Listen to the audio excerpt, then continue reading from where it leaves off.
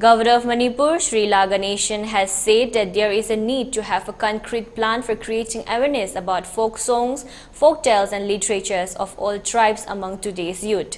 He was speaking at the releasing functions of documentations of folk songs of Tarau and Akom Janajati held yesterday at Kalyan Ashram Palace compound in Imphal. Governor said steps must be taken to encourage more research and at the same time to consolidate all research works on histories of tribes' literature so far and to identify and encourage new research projects.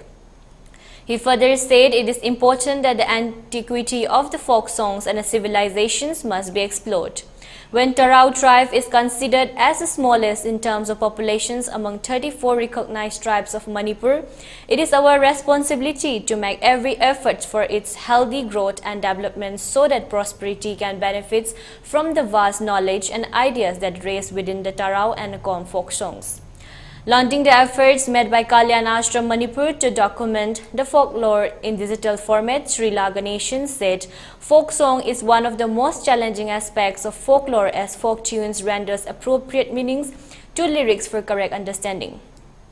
Kalyan Ashram has taken valuable initiatives to document the folk songs of the two tribes, which will really be an asset for the future generations, and the ashram will continue to document all folk songs of every tribe in future, he added.